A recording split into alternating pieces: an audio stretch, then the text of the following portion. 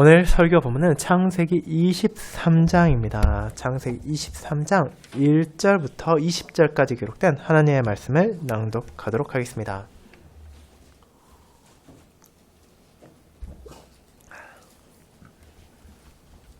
창세기 23장 낭독하겠습니다. 사라가 127세를 살았으니 이것이 곧 사라가 누린 햇수라. 사라가 가나안 땅 헤브론 곧 기럇 아르바에서 죽음에 아브라함이 들어가서 사라를 위하여 슬퍼하며 애통하다가 그 시신 앞에서 일어나 나가서 헷족속에게 말하이르되 나는 당신들 중에 나그네요 거류하는 자이니 당신들 중에서 내게 매장할 소유지를 주어 내가 나의 죽은 자를 내 앞에서 내어다가 장사하게 하시오. 헷족속이 아브라함에게 대답하이르되 네 주여 들으소서. 당신은 우리 가운데 있는 하나님이 세우신 지도자이시니 우리 묘실 중에서 좋은 것을 택하여 당신의 죽은 자를 장사소서. 우리 중에서 자기 묘실에 당신의 죽은 자 장사함을 금할 자가 없으리이다. 아브라함이 일어나 그 땅 주민 헷 족속을 향하여 몸을 굽히고 그들에게 말하이르되 나로 나의 죽은 자를 내 앞에서 내어다가 장사하게 하는 일이 당신들의 뜻일진데 내 말을 듣고 나를 위하여 소알의 아들 에브론에게 구하여 그가 그의 밭머리에 있는 그의 막벨라 굴을 내게 주도록 하되 충분한 대가를 받고 그 굴을 내게 주어 당신들 중에서 매장할 소유지가 되게 하기를 원하노라. 하매 에브론이 헷족속 중에 앉아있더니 그가 헷족속 곧 성문에 들어온 모든 자가 듣는 데서 아브라함에게 대답하이르되 내 주여 그리 마시고 내 말을 들으소서. 내가 그 밭을 당신에게 드리고 그 속의 굴도 내가 당신에게 드리되 내가 내 동족 앞에서 당신에게 드리오니 당신의 죽은 자를 장사소서. 아브라함이 이에 그 땅의 백성 앞에서 몸을 굽히고 그 땅의 백성이 듣는 데서 에브론에게 말하이르되 당신이 합당히 여기면 청하건대 내 말을 들으시오. 내가 그 밭 값을 당신에게 주리니 당신은 내게서 받으시오. 내가 나의 죽은 자를 거기 장사하겠노라. 에브론이 아브라함에게 대답하이르되 내 주여 내 말을 들으소서. 땅값은 은 400세겔이나 그것이 나와 당신 사이에 무슨 문제가 되리이까? 당신의 죽은 자를 장사소서.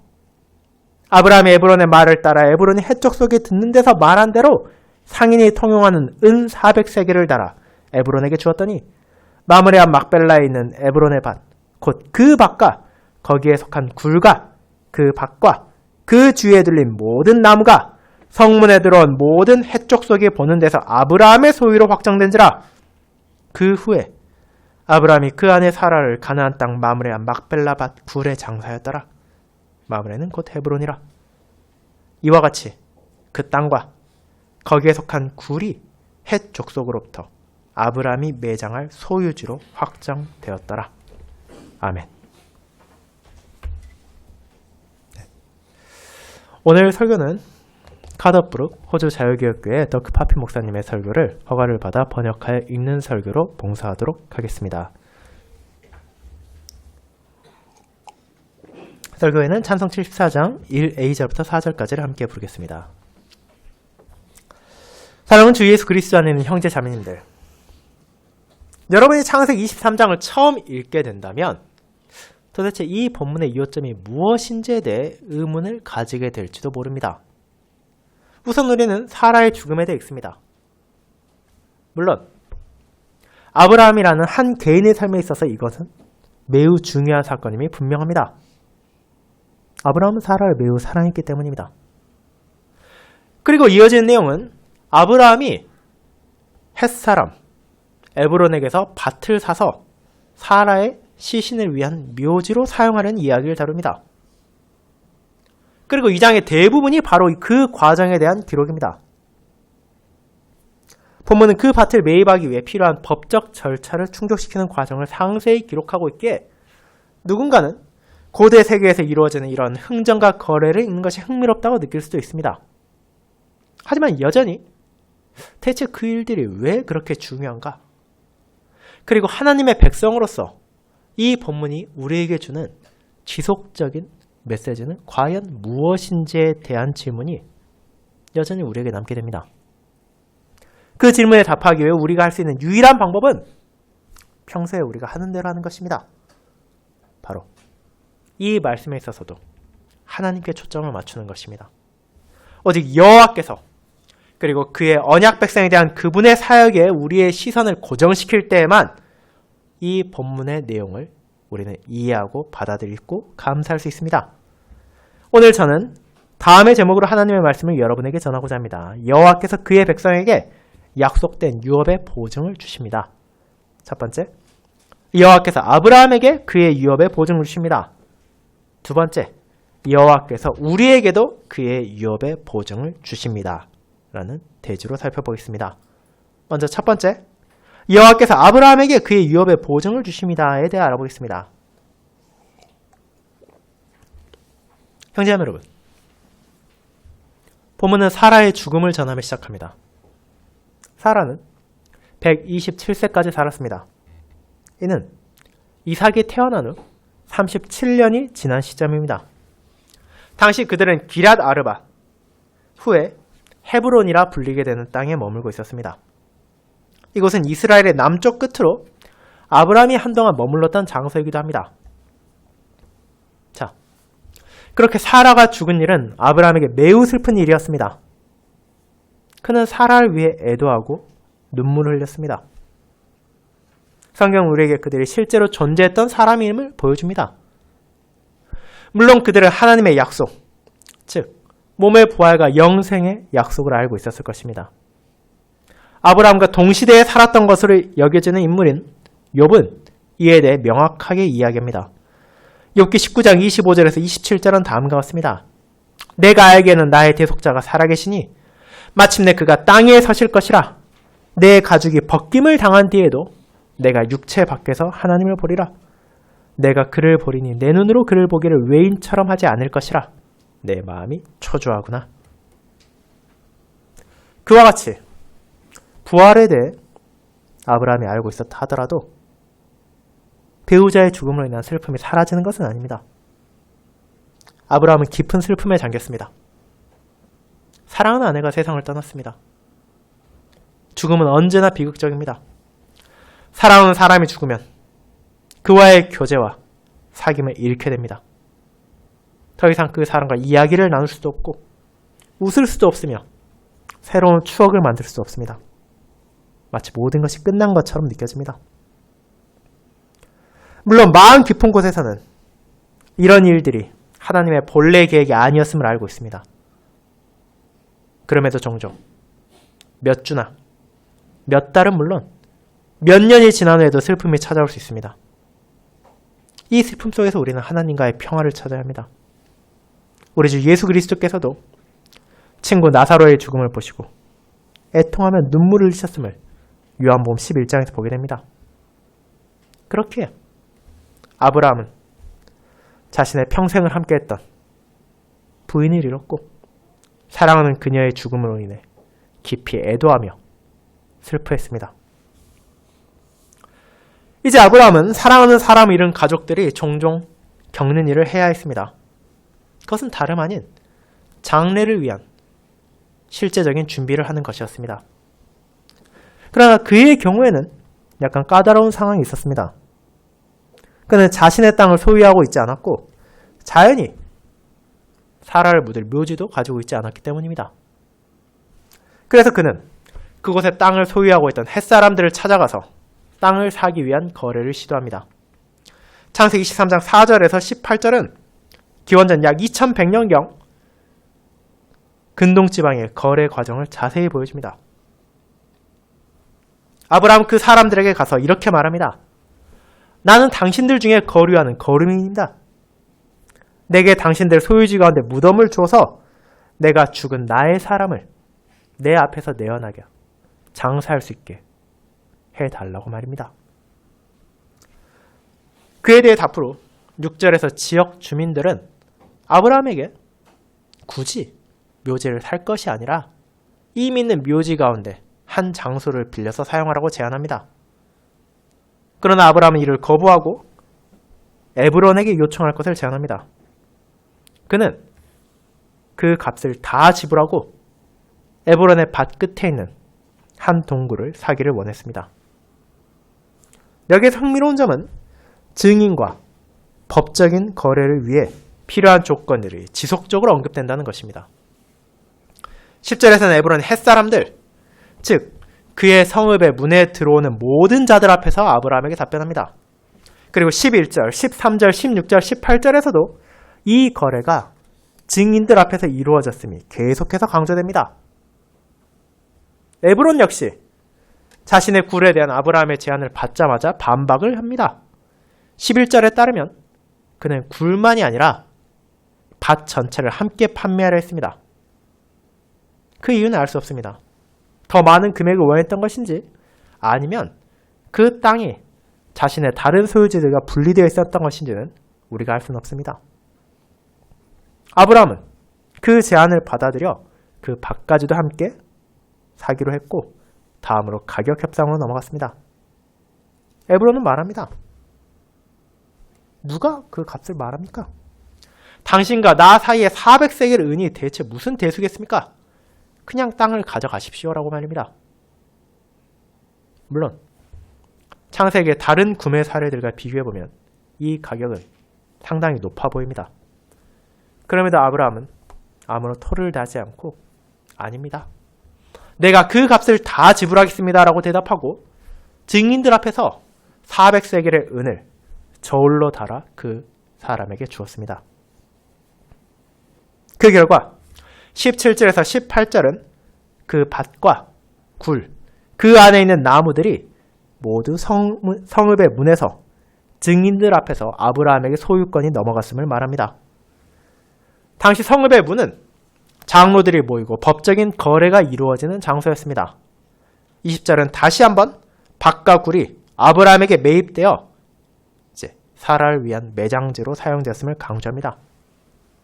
결국 아브라함은 누구도 토를 달 수 없게 법적으로 이 땅을 소유하게 되었고 그곳에 그의 아내 사라를 묻을 수 있었습니다. 이 모든 내용을 읽어보면 너무나 단순해 보이는 사건. 아브라함이 자신의 아내를 위해 묘지를 구입한 이야기가 길고 자세하게 쓰인 것처럼 보입니다. 마치 사서에 보낸 세부사항을 과도하게 강조한 것처럼 보일 수도 있습니다. 하지만 실제로 이 본문에는 훨씬 더 중요한 의미가 담겨 있습니다. 아브라함의 거래는 창세기 23장의 처음 그리고 끝에 언급된 특정 구절 사이에 끼어 있습니다. 2절에는 이렇게 기록되어 있습니다. 사라가 가나안 땅 헤브론 곧 기럇 아르바에서 죽음에 19절에도 비슷한 표현이 다시 등장합니다. 아브라함이 그 아내 사라를 가나안 땅 마므레아 막벨라 굴에 장사였더라. 여기 나오는 가나안 땅이란 구절에 주목하시기 바랍니다. 이는 본문에서 중요한 역할을 합니다. 이 순간 아브라함은 그의 삶에서 처음으로 가나안 땅을 실제적으로 소유하게 된 것입니다. 아브라함이 가나안 땅을 처음 왔을 때 하나님은 몇 구절 후에 이렇게 약속하셨습니다. 내가 이 땅을 내 자손에게 주리라 라고 말입니다. 그 약속은 지금까지 신열되지 않았습니다. 오늘 읽은 23장 4절에서도 아브라함은 자신을 나그네이자 거류민이라고 표현합니다. 그는 그 땅에서 이방인이고 외국인이었습니다. 그는 자신의 땅을 가지지 못했습니다. 그러나 이제 그는 처음으로 그 가나안 땅을 가지게 됩니다.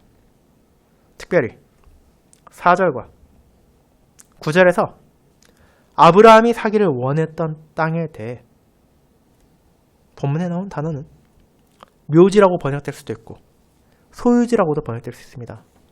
그렇게 여러분 한국어 성경에서 매장할 소유지라는 표현을 보게 됩니다. 그리고 창세기 17장 8절을 돌아보면 이 단어의 중요성을 여러분은 이해할 수 있습니다. 하나님은 아브라함에게 이렇게 약속하셨기 때문입니다. 내가 너와 내 후손에게 너가 거류하는 이 땅, 곧 가나안 온 땅을 영원한 소유로 주고 나는 그들의 하나님이 되리라고 말입니다. 이 단어는 땅의 유업이라는 의미를 가집니다. 시편 2편 8절에 하나님은 그의 기름 부음 받은 자에 대해 말씀하십니다. 내게 구하라. 내가 이방 나라를 내 유업으로 주리니 내 소유가 땅 끝까지 이르리로다. 하나님께서 그의 기름 부음 받은 자에게 열방을 유업으로 주십니다. 마찬가지로 하나님은 아브라함에게 가나안 땅을 유업으로 주셨습니다. 그리고 이 묘지는 하나님이 아브라함에게 약속하신 유업의 그 첫 번째 조각이 된 것입니다. 땅. 이것은 오늘날 우리에게는 대단치 않아 보일 수도 있습니다. 하지만 땅은 유업으로서 하나님께서 주신 가장 위대한 선물 중 하나였습니다. 구약 전반에 걸쳐 하나님의 백성들이 약속의 땅에 거주할 수 있다는 사실은 여호와께서 그들의 하나님이시고 그들이 그분의 백성이라는 궁극적인 증거였습니다. 이것이 바로 바벨론에서의 유배 생활이 그들에게 그토록 고통스러웠던 이유입니다. 그들이 가나안 땅에서 추방되었을 때 그들은 곧바로 이렇게 질문했습니다. 우리가 여전히 하나님의 백성인가? 아니면 그분께서 우리를 완전히 버리셨는가? 하나님께서 아브라함을 이 땅의 합법적인 소유자로 만드신 것은 언약의 약속을 이루시고 그분께서 아브라함의 하나님이라는 사실을 확신시키며 그분의 모든 언약의 약속들이 이루어질 것임을 바로 보증한 것입니다. 아브라함은 이를 깨달았습니다. 이 사건은 약속이 성취된 순간이었습니다. 창세기 25장 9절에서 우리는 아브라함도 오늘 본문에 나오는 이 땅에 묻혔다는 것을 보게 됩니다. 그리고 창세기 49장 29절에 32절에서 야곱 역시 그의 아들들에게 유언하며 이렇게 말합니다. 내가 내 조상들에게로 돌아가리니 나를 햇사람 에브론의 밭에 있는 굴에 가나안 땅 마므레아 막벨라 밭에 있는 굴에 묻으라. 이는 아브라함이 햇사람 에브론에게 밭과 함께 사서 소유 매장지로 삼은 것이라.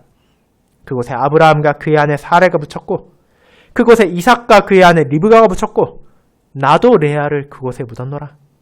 그 밭과 거기 있는 굴은 헷 자손에게서 산 것이니라.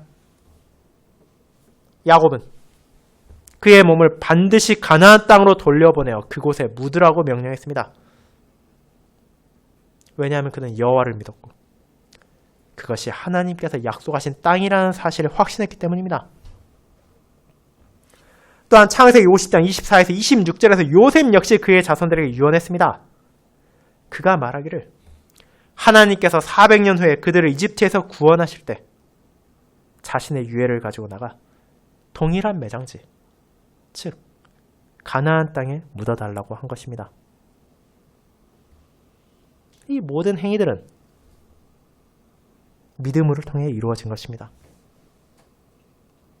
비록 그들은 아직 가나안 땅을 완전히 소유하지 않았지만 여호와께서 언젠가 약속하신 대로 그들의 후손에게 이 땅을 주실 것임을 그들은 믿었습니다. 이 작은 밭과 하나의 굴은 일종의 보증금이자 보증서였습니다. 언젠가 여호와께서 그분의 약속을 이루시고 그 온 땅이 그들의 소유가 될 것임을 언약 백성들에게 확증하는 하나의 표인 것입니다. 그렇다면 아브라함이 왜 이 굴과 이 밭을 위해 그 비싼 값을 기꺼이 지불했습니까? 그것은 이 땅이 그들의 유업의 땅이었기 때문입니다. 아브라함은 이제 약속의 땅의 일부분을 소유하고 있었습니다. 그는 사라의 육신을 약속의 땅에 안장할 수 있었습니다. 그리고 이 사건은 마치 하나님께서 그분의 모든 백성에게 주실 영원한 약속의 땅에서 영원한 안식을 암시하는 작은 예표와 같았기 때문입니다. 그리고 이제 두 번째, 여호와께서 우리에게도 그분의 유업의 보증을 주십니다를 살펴보겠습니다. 성도 여러분, 이제 우리가 본문에서 사용된 언어와 하나님께서 그 후 그분의 말씀에서 이 언어를 사용하는 방식을 보면 이것이 단지 아브라함과 그의 후손들에게만 주어진 격려가 아니라는 것을 알 수 있습니다.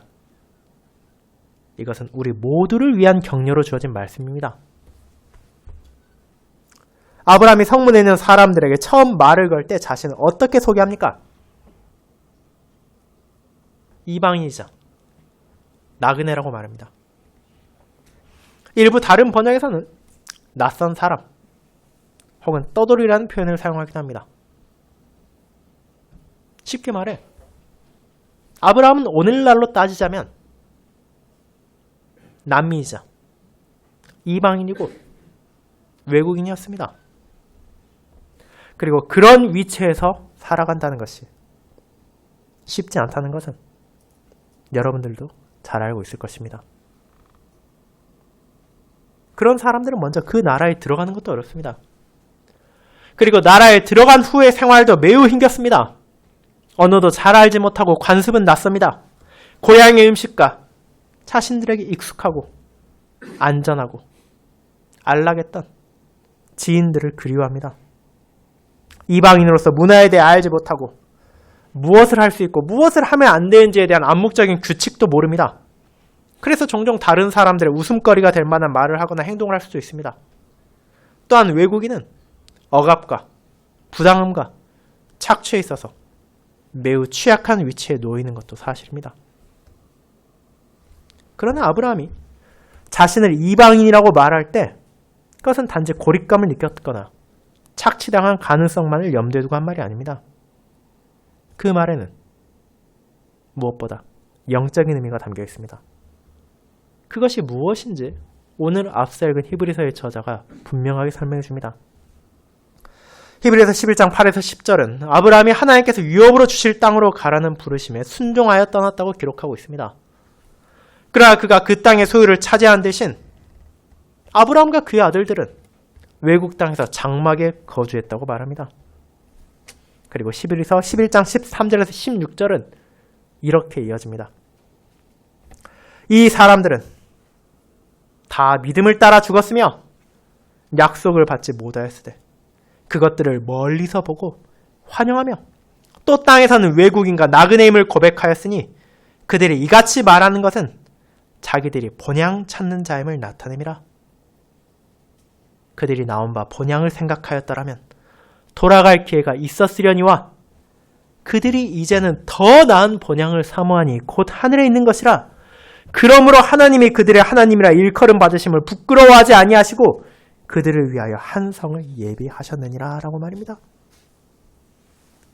아브라함은 가나안 땅에서 이방인으로 나그네로 살았습니다.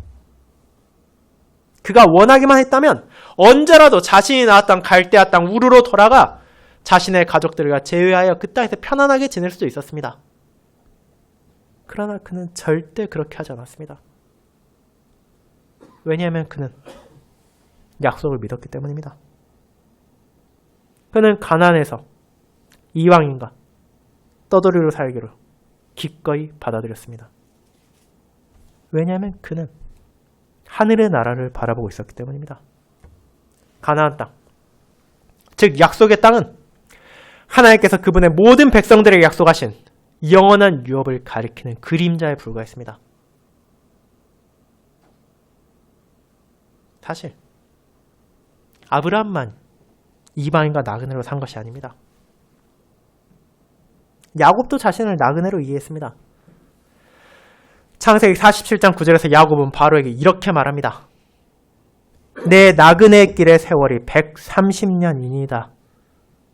그는 자신의 삶을 나그네의 세월이라고 표현합니다. 그리고 그는 실제로 그 땅에서 나그네로 살았습니다. 자신의 조상인 이삭과 아브라함과 같이 말입니다. 그리고 이것은 그들만의 이야기가 아닙니다. 모든 하나님의 백성들에게도 해당하는 이야기입니다. 이스라엘 백성이 가나안 땅을 점령했을 때 하나님은 그들에게 여전히 그들이 이방인과 나그네임을 상기시켰습니다. 이제 그분의 약속이 성취되어 가나안 온 땅이 그들의 소유가 되었지만 그것이 그들의 최종적인 집이 아니라는 것을 알리신 것입니다.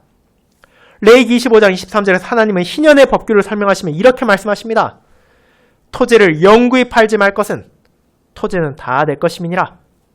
너희는 거류민이요 동거하는 자로서 나와 함께 있느니라. 그 땅은 모두 그분의 것이며 너희는 나와 함께 있는 거류민이자 나그네라는 것입니다. 그곳이 너희의 최종적인 집이 아니라는 것을 말하십니다. 너희가 진정으로 집에 도착하는 것은 나와 함께 새 하늘과 새 땅에 있는 그분의 나라로 올 때라는 것을 알려주신 것입니다. 다윗도 이 사실을 이해했습니다. 다윗은 여호와께 기도하며 역대상 29장 15절에서 이렇게 말합니다. 우리는 우리 조상들과 같이 주 앞에서 이방인과 나그네라. 세상에 있는 날이 그림자 같아서 머무를 것이 없나이다. 이스라엘의 왕인 다윗조차도 자신이 이방인이며 나그네라는 것을 고백합니다. 모든 언약 백성은 이 땅에서 그저 지나가는 나그네일 뿐입니다. 사도들 역시 예수 그리스도에 관한 복음을 전할 때 강조했던 핵심 메시지 중 하나가 이 세상이 우리의 최종적인 집이 아니라는 것이었습니다. 베드로전서 2장 11절에 사도 베드로는 믿음을 위해 흩어진 사람들에게 이렇게 권면합니다. 사랑하는 자들아, 거류민과 나그네 같은 너희를 권하노니 영혼을 거슬러 싸우는 육체의 정욕을 제어하라. 이 세상은 신자의 최종적인 집이 아닙니다. 우리의 참된 소유와 유업, 약속된 땅은 하나님께서 약속하신 더 나은 본향, 하늘에 있는 본향입니다. 그렇게 세상 사람들이 종종 말하기도 하는 영원한 집은 여기가 아닙니다. 젊은 부부가 결혼을 하고 집을 삽니다. 조금 작은 집, 침실 3개와 욕실 하나가 있는 집을 사곤 합니다. 열심히 절약하고 또 주택대출을 갚기 위해 노력할 것입니다. 왜냐하면 그들이 진정으로 바라는 것은 더 나은 집, 더 넓은 장소, 아이들을 위해 더 많은 공간을 제공할 수 있는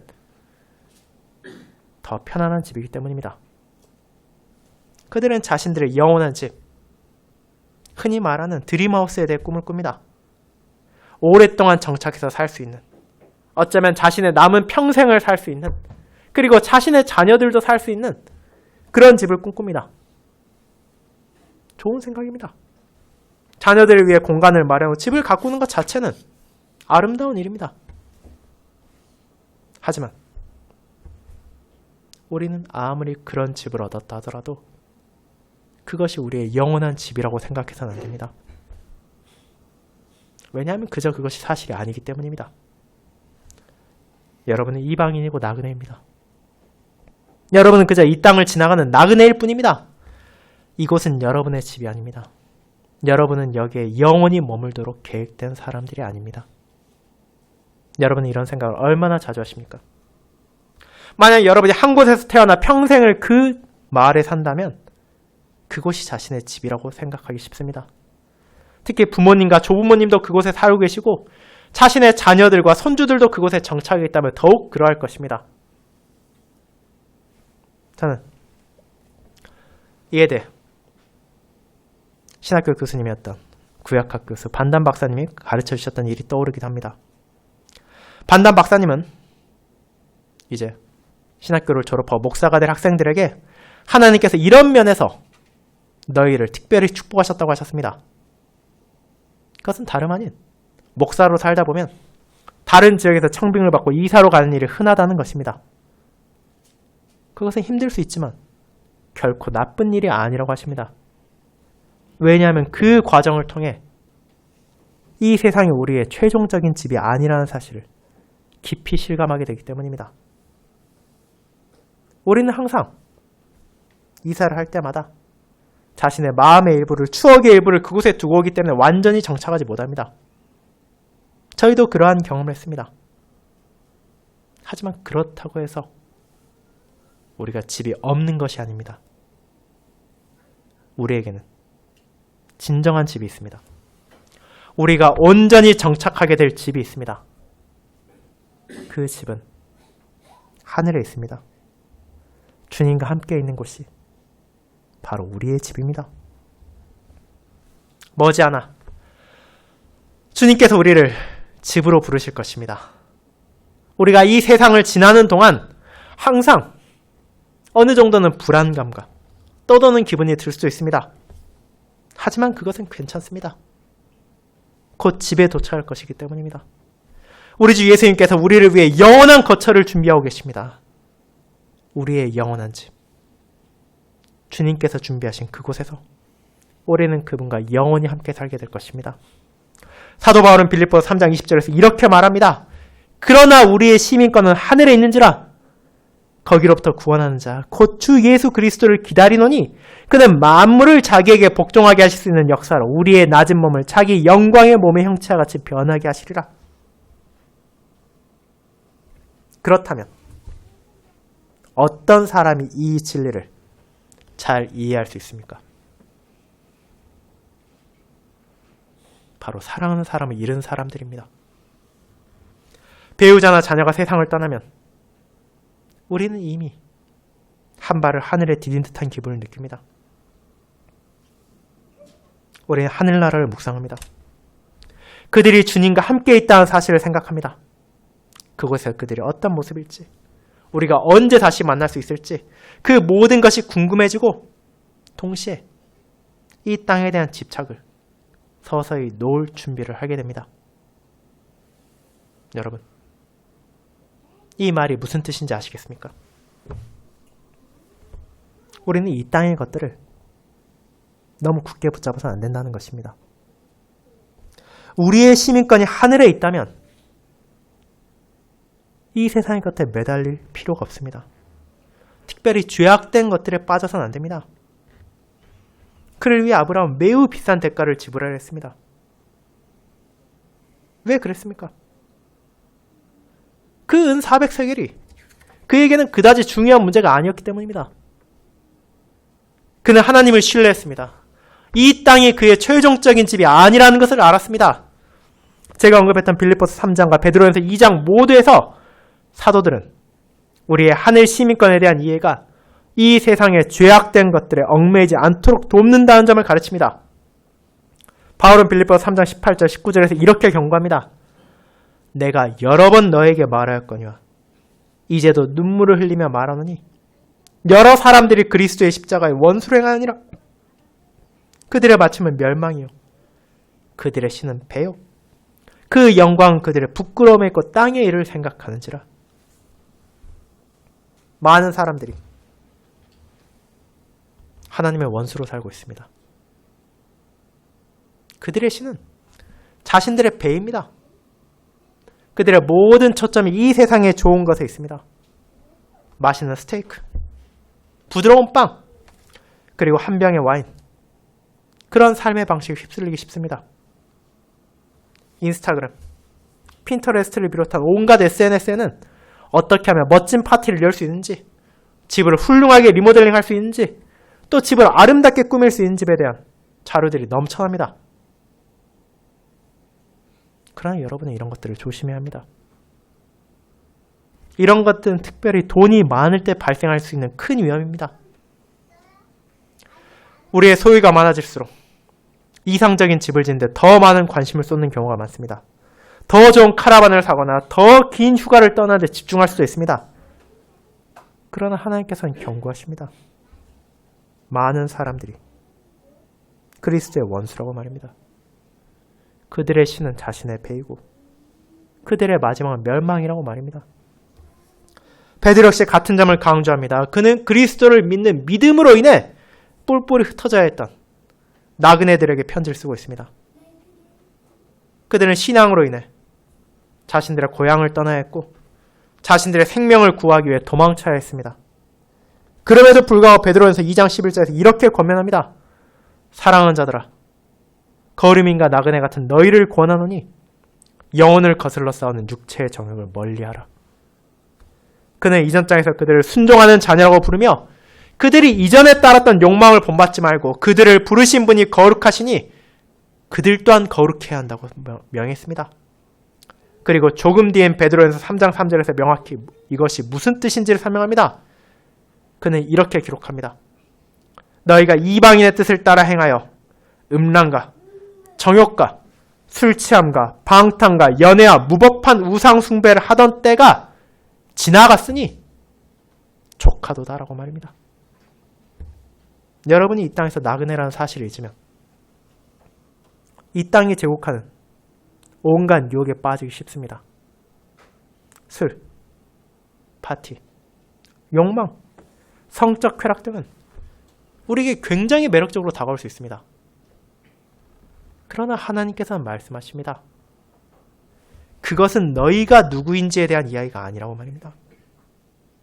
여기는 너희의 집이 아니고 그것이 너희의 삶의 전부가 아니라고 말입니다. 너희의 시민권은 하늘에 있고 너희의 삶은 여기와 지금에 국한되지 않는다고 말입니다. 그것은 하늘에서 주님과 함께하는 놀라운 기쁨에 대한 것입니다. 하나님께서 우리를 위해 더 나은 나라를 준비하셨습니다. 그리스도께서 우리를 위해 참된 평화와 의를 누리며 함께 살 수 있는 영원한 저택을 준비하고 계십니다. 그렇다면 우리는 그 미래를 어떻게 바라봐야 합니까? 하나님께서는 아브라함을 그런 시야를 가질 수 있도록 도우셨습니다. 하나님께서는 그에게 약속의 땅에 작은 매장지를 주셨습니다. 그는 그 작은 땅을 얻어 아내를 묻었고 이는 언젠가 그 온 땅이 자신과 그 후손에게 속하게 될 것이라는 보증이 되었습니다. 하나님께서는 우리에게도 비슷한 일을 행하셨습니다. 에베소서 1장 13, 14절에서 바울은 우리가 그리스도 안에서 받는 축복을 설명하며 이렇게 말합니다. 그 안에서 너희도 진리의 말씀, 곧 너희에게 구원의 복음을 듣고 그 안에서 또한 믿어 약속의 성령으로 인치심을 받았으니 이는 우리 기업의 보증이 되사 그 얻으신 것을 속량하시고 그의 영광을 찬송하게 하려 하심이라. 하나님께서는 오늘 본문에 사용된 많은 언어를 다시 사용하십니다. 이번에는 우리가 약속의 기업에 참여하게 될 것이라는 확신이 땅의 일부가 아니라 성령의 선물을 통해 주어집니다. 성령 하나님께서 우리 마음에 거주하십니다. 우리는 아직 그리스도의 임재 가운데 있지 않습니다. 아직 새 생명의 가장 큰 축복인 하나님과의 얼굴을 마주하는 교제를 온전히 누리지 못하고 있습니다. 그러나 우리는 그것을 미리 맛볼 수 있습니다. 그리스도께서는 이미 자신의 영을 통해 우리 마음에 계십니다. 그분께서 우리 미래의 유업에 대한 보증이시고 보증금이십니다. 우리 마음에 성령께서 거주하시면 우리는 하나님께서 주신 미래의 선물들을 깊이 알게 됩니다. 그분께서 계시기에 그리스도께서 우리를 그의 임재 가운데로 맞이하시고 우리가 그분과 영원히 함께 살 날이 다가오고 있다는 것을 확신하게 됩니다. 성령께서 우리 안에 계시기에 우리는 새하늘과 새 땅에서 그 유업을 함께 누릴 것임을 알 수 있습니다. 자, 이제 첫 질문으로 다시 돌아가 보도록 합시다. 창세기 23장을 처음 읽을 때 여러분은 그 내용이 별로 중요하지 않다고 볼 수도 있습니다. 아브라함이 사라를 묻을 작은 땅 한 조각을 얻는 것뿐으로 보이기 때문입니다. 그러나 사실 이것은 정말로 중요한 일이었습니다. 하나님께서는 이를 통해 아브라함에게 조금 더 지나면 그와 그의 후손에게 가나안 땅 전체가 주어질 것임을 보여주고 계셨습니다. 하나님께서는 그분의 약속을 반드시 이룰 것입니다.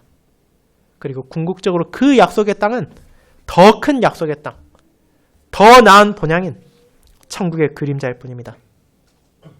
하나님께서는 우리 모두를 천국에는 영원한 집으로 데려가실 것입니다. 그렇게 형제자매 여러분, 이 세상에서 너무 편안함을 찾지 마십시오. 이 세상의 것들을 추구하며 이 땅에 영원한 집을 짓는데 너무 마음을 빼앗기지 마십시오. 대신 우리 주 예수 그리스도의 은혜와 그분을 향한 지식에서 자라기 위해 모든 노력을 기울이십시오. 그래야 여러분도 그리스도께서 천국에서 준비하고 계신 영원한 집에 참여할 수 있을 것입니다. 아멘.